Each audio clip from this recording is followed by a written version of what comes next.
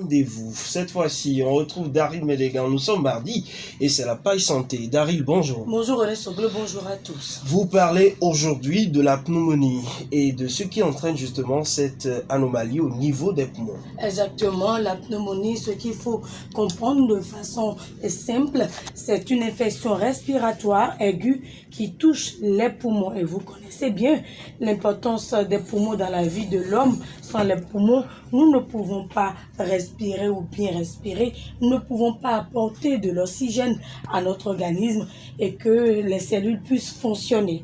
Donc, s'il y a une infection, cette fonction du poumon se trouve compromise, malheureusement, jusqu'à ce qu'on apporte la riposte nécessaire.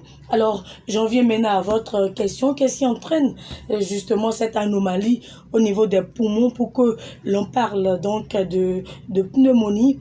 Avant d'aborder les manifestations de cette maladie, la pneumonie retient l'attention des gens parce que c'est la première cause de mortalité chez les enfants de 0 à 5 ans dans le monde et 15% des décès chez les enfants de 0 à 5 ans sont dus donc à la pneumonie. Et vous imaginez, René Soglo, et donc il est extrêmement important de se pencher particulièrement sur cette maladie et que c'est pour cela qu'il y a un jour qui est dédié donc pour cette maladie le 12 novembre passé. Donc nous restons collés à cette actualité.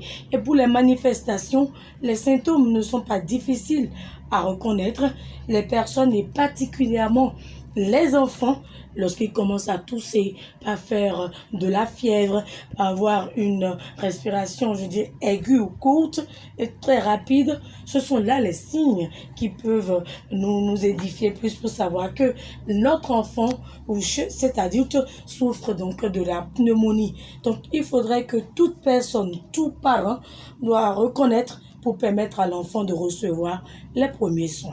Alors Daryl, cette maladie, on peut la traîner juste une fois et se soigner ou on la traîne à vie?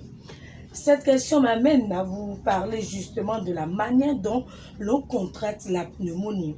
Et comme je l'ai dit au début, René Soglo, c'est une infection. Et une infection, cela suppose que c'est dû à une bactérie. Donc, il faut agir forcément sur cette bactérie-là qu'on appelle le pneumocoque. Donc, alors, les germes qui vont agresser le poumon se trouvent déjà au niveau de l'aspect ORL, c'est-à-dire les fosses nasales, le pharynx. Donc, on peut également l'attraper d'une personne malade qui tousse et qui ne se protège pas à côté de nous. Donc, il émet donc dans l'air des germes qui constituent donc des microbes. Et certaines pneumonies sont très contagieuses. Donc, c'est le lieu de rappeler que quel que soit l'atout, je dis bien quel que soit l'atout, il faut observer une hygiène de l'atout. Lorsqu'on veut tousser par exemple, il faut avoir un mouchoir à côté de nous, donc pour ne pas émettre ces germes-là dans notre entourage. Donc il faut le faire avec un mouchoir.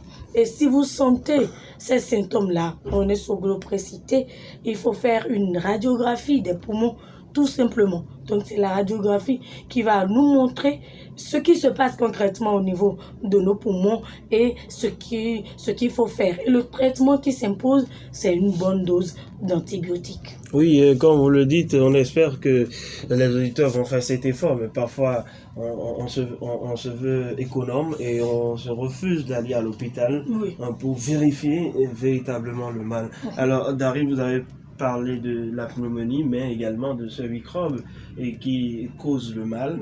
Comment prévenir la maladie? Alors, on distingue généralement 3 sortes de prévention. Comment faire pour ne pas tomber malade d'abord? Parce que de façon générale, il faut bien s'alimenter, bien se reposer.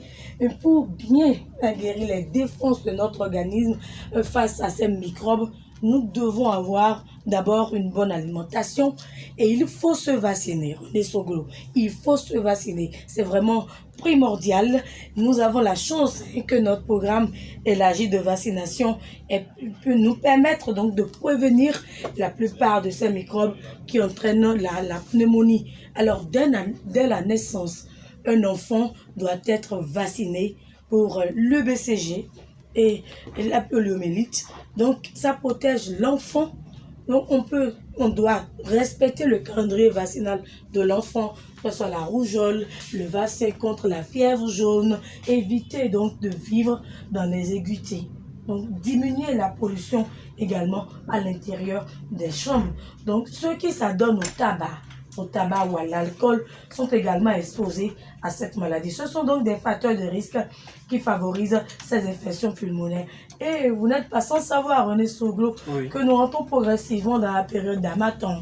Donc, les voies respiratoires sont très fragilisées en ces moments.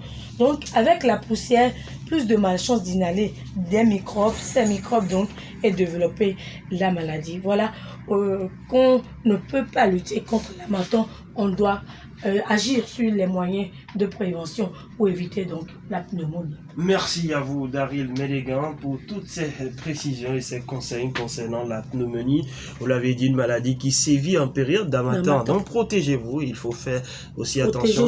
Surtout les enfants. Surtout les enfants. D'accord. Allez.